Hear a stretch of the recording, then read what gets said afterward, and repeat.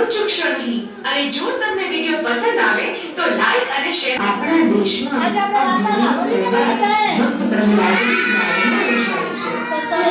પ્રહલાદની આ ભક્ત પ્રહલાદની વાર્તા સાંભળીએ. હજારો વર્ષો પહેલાની વાત છે. દાનવોનો એક રાજા હતો. એનું નામ હતું હિરણ્યકશિપુ, જે હિરણ્યકશ્યપ તરીકે પણ ઓળખાય છે. હિરણ્યકશ્યપનો એક ભાઈ હતો. તેનું નામ હતું હિરણ્યાક્ષ. શ્રી હરિએ હિરણ્યાક્ષનો વધ કર્યો અને પૃથ્વીને જળમાંથી બહાર કાઢી.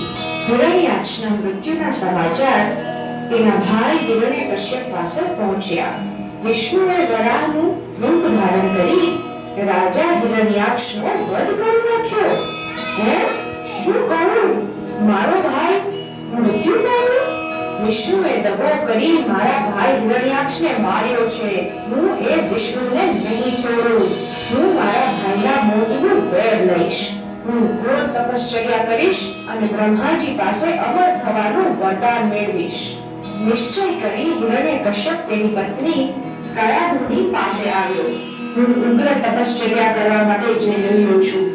જ્યાં સુધી મને અમરત્વનું વરદાન નહીં મળે ત્યાં સુધી હું પાછો નહીં ફરું. આમ કહી હિરણ્યકશ્યપ જંગલ તરફ ચાલી નીકળ્યો.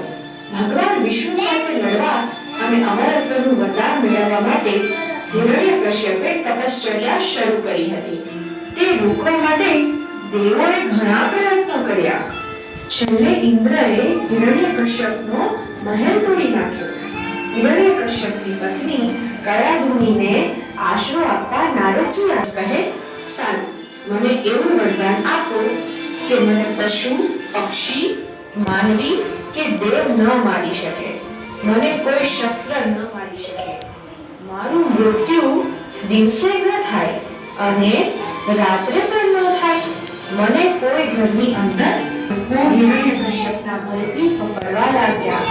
ચારે તરફ પોતાનું રાજ્ય સ્થપાઈ જવાને કારણે હિરણ્યકશ્યપ હવે પોતાની જાતને ત્રણેય લોકનો સ્વામી સમજવા લાગ્યો. તેણે જાહેર કર્યું, જે કોઈ વિષ્ણુનું નામ લેશે તેને મોતની સજા થશે. નગરમાં વિષ્ણુ ભગવાનના મંદિરો તોડી નાખ્યા અને ઢંઢેરો પીવડાવવામાં આવ્યો. જે કોઈ વિષ્ણુનું નામ લેશે તેને મોતની સજા થશે. નગરમાં બધા હિરણ્યકશ્યપનો જય જયકાર કરી રહ્યા હતા. ત્યાં કયાધુની